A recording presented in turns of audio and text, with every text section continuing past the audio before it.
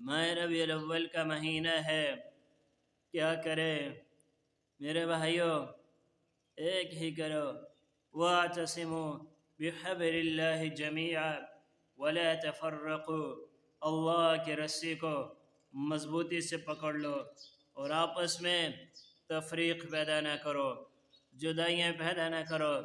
ایک دوسرے کے اوپر فتوے نہ لگاؤ، ایک دوسرے کا برا بھلا نہ کہو۔ میرے دین کو دیکھو، اپنے دین کو دیکھو، میرے اللہ کو دیکھو، اپنے اللہ کو دیکھو، میرے نبی کو دیکھو، اپنے نبی کو دیکھو۔ میرے اللہ کا کیا فرمان ہے؟ وَلَا تَسُبُّوا الَّذِينَ يَدْعُونَ مِن دُونِ اللَّهِ فَيَسُبُّوا اللَّهَ عَدْوًا بِغَيْرِ عِلْمٍ۔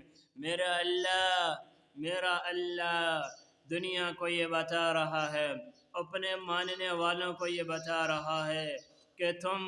غیر اللہ جن کی لوگ پوجا کرتے ہیں، کسی نے جو ہے آگ کو اپنی عبادت بنائی ہوا ہے، کسی نے سورج کو اپنی جو ہے عبادت گاہ بنایا ہوا ہے، اور کسی نے بتوں کو اپنی عبادت گاہ بنایا ہوا ہے، اور کوئی کس کی پوجا کر رہا ہے، کوئی کس کی پوجا کر رہا ہے۔ میرے اللہ نے فرما دیا وَلَا تَسُبُّوا الَّذِينَ يَدْعُونَ مِن دُونِ اللَّهِ، تم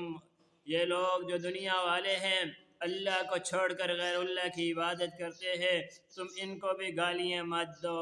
تم ان کو بھی برا بھلا مت کہو، تم ان کے بارے میں بھی جو ہے نازیبا الفاظ استعمال نہ کرو۔ اس کا نتیجہ یہ نکلے گا